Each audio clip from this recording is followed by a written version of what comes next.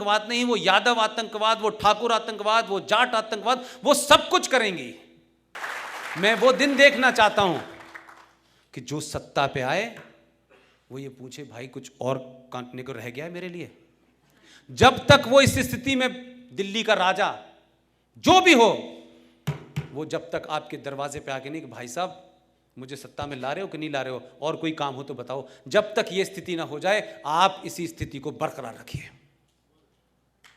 अगर मगर, छोटा बड़ा, जात पात, ये सब भूल जाइए। आप इसके भुक्तभोगी हैं। इतने गौरवशाली इतिहास में आप बट गए हैं कि आप बड़े गिनीपिक हो गए हैं।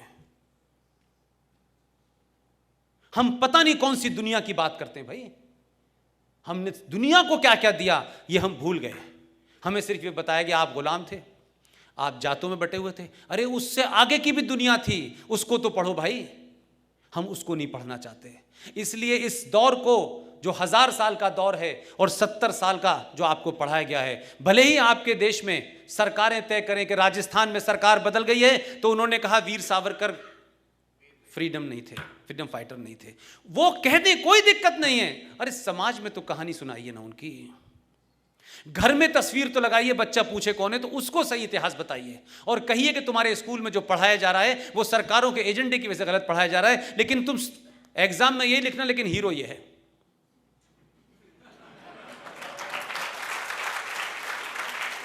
ये जिस दिन करना शुरू करेंगे, मुझे पूरी उम्मीद है, मैं आज के युवा पे बड़ा मेरा भरोसा है, जो मुझे कॉल्स आती हैं, जो मुझे कमेंट्स आते हैं, मैं आज के यूथ से बहुत ज़्यादा मुतमईन हूँ। मुझे किसी किस्म से उससे शिकायत नहीं है। मैं कभी उस यूथ से ये नहीं कहता कि भाई तुम पिज़्ज़ा मत खाना, ये भारतीय संस्कृति के खिलाफ है, मैं इस गलतफहमी में रहना चाहता। वो पिज़्ज़ा भी खाएगा, वो गर्लफ्रेंड के साथ भी घूमेगा, लेकिन मैंने कहा राष्ट्रवाद सबसे ऊपर होना चाहिए, तुम कुछ भी करो। इसलिए इसका कोई चिंता मत करिए। यही आदमी, यही बच्चा, सच बात बता दीजिएगा, कुछ नहीं होगा। जो दौर आपको चल रहा है ना, ये कुछ 5-10 साल और रहने वाला है, क्योंकि जिन ताकतों का वजूद खतरे में आ रहा है वो पूरी ताकत से हमला करेंगी। वो हिंदू आतंकवाद नहीं, वो यादव आतंकवाद, वो ठाकुर आतंकवाद, वो जाट आतंकवाद, वो सब कुछ करेंगी। लेकिन ये तो तय हो गया कि जो 70 साल से इस देश में देशभक्ति के नाम पे राज कर रहे थे, वो क्या वजह है कि एक फिल्म बनी है इस देश में। जो आपके पुराने गेस्ट थे जो यहाँ आए थे, हमारे भी दोस्त हैं, वो ताशकंद फाइल बनने से बड़े परेशान हैं। ये पिक्चरें पहले क्यों नहीं बन रही थी?